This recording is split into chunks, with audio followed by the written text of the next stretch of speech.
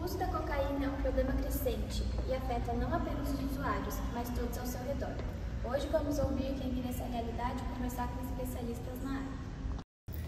Eu nunca tinha tido assim uma relação familiar perfeita, as coisas nunca foram tão de boa assim naquelas famílias mais tranquilonas, sabe?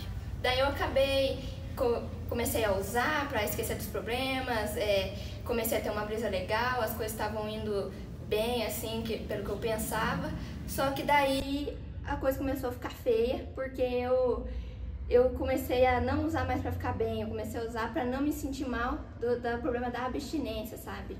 Daí foi dando assim um problema que eu falei, cara, será que eu devia estar mesmo nessa vida? A cocaína é uma droga de abuso que pode ser administrada de diversas formas. Ela pode ser inalada, esfregada, injetada, enfim, administrada de diversos modos. E esses modos vão refletir tanto na duração quanto no efeito da droga.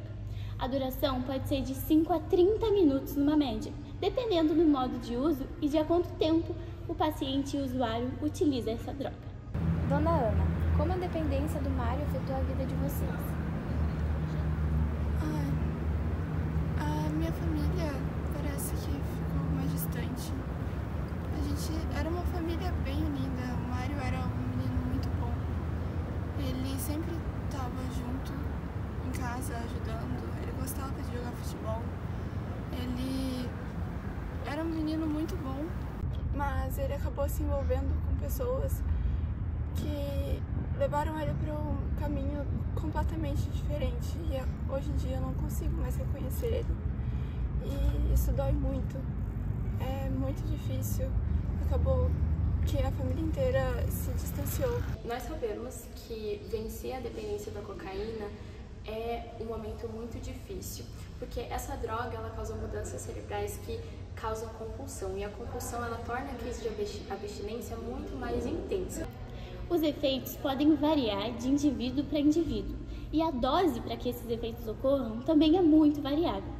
Mas é importante ressaltar que a cocaína é uma droga que tende sim a viciar com muita facilidade, então nenhuma dose deve ser tolerada e não é recomendável sua ingestão. Os problemas podem variar desde falta de atenção, falta de apetite, mas também perda de memória recente, agravações da memória como um todo também. O envelhecimento do paciente vai ser muito mais precoce, variando em média em uns 2,5 anos de envelhecimento cerebral. Tudo isso vai fazer com que o paciente se sinta pior e com que ele, de fato, busque, como comentado, a usar para não sentir mais os efeitos colaterais. Stephanie, você apresentou a droga ao Mário. Sente alguma responsabilidade pelo que aconteceu com ele? Então, eu conheci o Mário na rave. Ele tava lá triste, meio cabisbaixo, assim, como, né, tava muito lá quietinho. Aí eu tinha um pozinho e eu pensei, por que não, né? Aí eu dei pra ele, né, então eu quis dar um momento de prazer pra ele. O problema é que o Mário não conseguiu usar direito. Ele não soube se controlar. Então, eu sinto um pouco de culpa.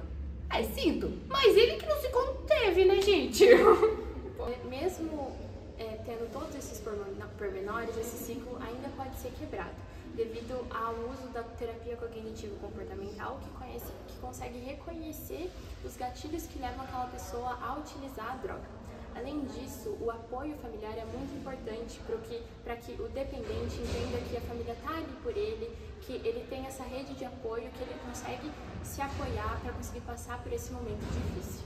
Eu tinha certa relutância de ser internado numa clínica de reabilitação, mas depois de muito conversar com a minha mãe, depois de muito conversar com os médicos, com os psicólogos, eu decidi ir e foi a melhor decisão que eu tive na minha vida, porque desde então, com essa ajuda que eu recebi, com todo esse apoio, eu consegui estar melhor, estou há 1 ano limpo e eu vejo que a vida tem mais sentido.